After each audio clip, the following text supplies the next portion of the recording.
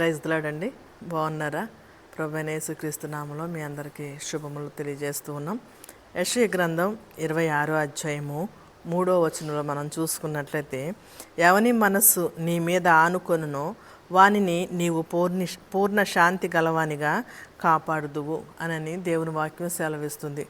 ఎవని మనసు నీ మీద ఆనుకొనునో, దేవుని మీద మన యొక్క మనసు ఆనుకొని ఉంటే దేవుడట మనల్ని కాపాడుతాడట. ఎట్లా కాపాడుతాడంటే పూర్ణ శాంతి గలవానిగా దేవుడు మనల్ని కాపాడుతాడు. ఒకవేళ నీకు శాంతి లేక, సమాధానం లేక, నెమ్మది లేక నీ జీవితంలో నువ్వు ఇబ్బంది పడుతున్నావేమో, కానీ దేవుని గనక నువ్వు ఆశ్రయిస్తే నీ పూర్ణ మనసుతో, నీ పూర్ణ ఆత్మతో గనక ఆయన్ని గనక ఆరాధిస్తే గనక దేవుడు నీ ప్రతి పనిలో కూడా తోడుగా ఉండి నిన్ను కాపాడుతాడు, నీకు క్షేమాన్ని ఇస్తాడు. ఎందుకంటే మనల్ని కాపాడుతున్న దేవుడు కునుకడు, నిద్రపోడు. ఇశ్రాయేలుని కాపాడే దేవుడు కునుకడు, నిద్రపోడు. కనుక మనం ఆయన బిడ్డలం కనుక మనం ప్రార్థన చేసి మన పూర్ణ మనసుతో, పూర్ణ ఆత్మతో గనక మనము దేవుణ్ణి స్తుతించి ఆరాధించినప్పుడు ఆయన మనల్ని కాపాడుతాడు, మనకి క్షేమాన్ని ఇస్తాడు.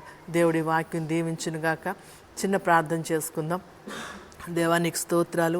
అనేక మందినైనా ఇరుకుల్లో, ఇబ్బందుల్లో, అశాంతితో నెమ్మది లేక జీవిస్తున్నారు. అటు నీ బిడ్డలందరినీ కూడా మీరు జ్ఞాపకం చేసుకోండి, వారిని బలపరచండి నాయన.